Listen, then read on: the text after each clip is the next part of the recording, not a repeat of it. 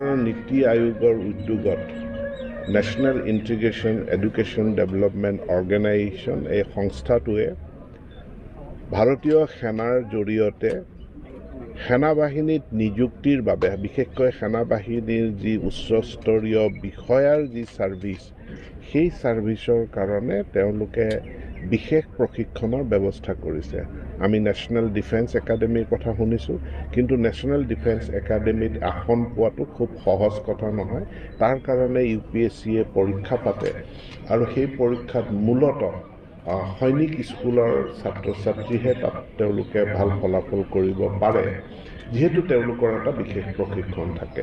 এতিয়া ইয়াতে ছুপাৰ 30 এটা আৱাসিক প্ৰশিক্ষণৰ ব্যৱস্থা কৰিছে নিডো আৰু ইয়াৰ ইণ্ডিয়ান আৰ্মিয়ে, আৰু ইয়াৰ জৰিয়তে 30জন ছাত্ৰ ছাত্ৰীয়ে তেওঁলোকে প্ৰশিক্ষণ পাব আৰু সৈন্য বাহিনীত তেওঁলোকৰ বিষয়াৰ পদবীত তেওঁলোকে সেৱা আগবঢ়োৱাৰ সুযোগ লাভ কৰিব, এটা নতুন কেৰিয়াৰ তেওঁলোকে লাভ কৰিব পাৰিব। শেহতীয়াভাৱে অসম চৰকাৰে আছাম ইউথ কমিশ্যন গঠন কৰিছে।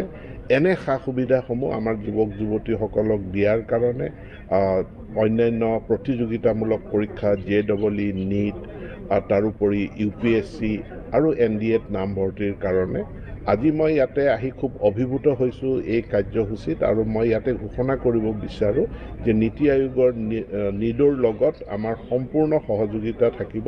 অসমৰ 35খন জিলাৰ প্ৰত্যেকখন জিলাতে এনে মডেলৰ ছুপাৰ 30 অৰ্থাৎ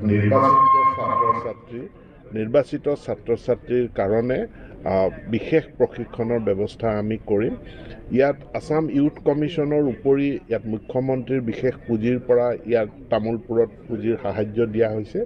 আমাৰ যি জনজাতীয় পৰিক্ৰমা বিভাগ আছে, জনজাতীয় পৰিক্ৰমা বিভাগৰ পৰাও মই এই আঁচনি গ্ৰহণ কৰাৰ কাৰণে ব্যৱস্থা গ্ৰহণ কৰিম। প্ৰত্যেকখন জিলাৰ প্ৰত্যেকতে এনেধৰণৰ কোচিং কেম্পৰ ব্যৱস্থা হ'ব। ধন্যবাদ। এনেকুৱা 2019 চনত মিনিষ্ট্ৰীয়ে এটা বিশেষ DLEDৰ সুবিধা দিছিল। সেই বিশেষ DLEDৰ সুবিধাটো কেৱল ইন ছাৰ্ভিচৰ কাৰণে আছিল। গতিকে আমাৰ ইন ছাৰ্ভিচ অৰ্থাৎ DLED নথকাকৈ যিসকল শিক্ষক শিক্ষয়িত্ৰীয়ে চাকৰি কৰি আছিল তেওঁলোকক DLED কৰাৰ সুবিধা দিয়া হৈছিল। কিন্তু বহুত প্ৰাইভেট বিদ্যালয়েও আবেদন কৰিলে যে আমাকো এই সুবিধাটো দিব লাগে, কাৰণ আমাৰ প্ৰাইভেট বিদ্যালয়ৰো শিক্ষক শিক্ষয়িত্ৰীসকলৰ DLEDটো প্ৰয়োজন হোৱাটো উচিত। গতিকে মিনিষ্ট্ৰীয়ে প্ৰাইভেট বিদ্যালয়ৰ DLEDটো এলাউ কৰিলে। ইয়াৰ সুযোগতে বহুতে প্ৰাইভেট বিদ্যালয়ত বা ভেঞ্চাৰ স্কুলত তেওঁলোকে চাকৰি কৰি আছোঁ বুলি তেওঁলোকে DLED কৰিলে। কিন্তু আমাৰ চৰকাৰী দৃষ্টিকোণৰ ফালৰ পৰা আমাৰ যিটো আছিলে যে ইন ছাৰ্ভিচৰ কাৰণে আছিলে, ইন ছাৰ্ভিচৰ যিটো DLED ডিগ্ৰী আছিলে সেইটো নন ছাৰ্ভিচ কেণ্ডিডেটে কেনেকৈ এভেইল কৰিলে।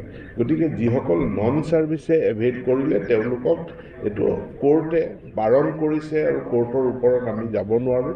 আমাৰতো ইচ্ছা আছে কেণ্ডিডেটসকলক সহায় কৰাৰ কাৰণে, কিন্তু কোৰ্টৰ যিটো বাধা আছে, কোৰ্টে যি আদেশ দিছে তাক আমি আখৰে আখৰে পালন কৰিব লাগিব। দুৰ্ভাগ্যজনক, ৰাতিপুৱাই সংঘটিত হৈছে এখন বাছ আৰু ট্ৰাকৰ মুখামুখি সংঘৰ্ষ। মই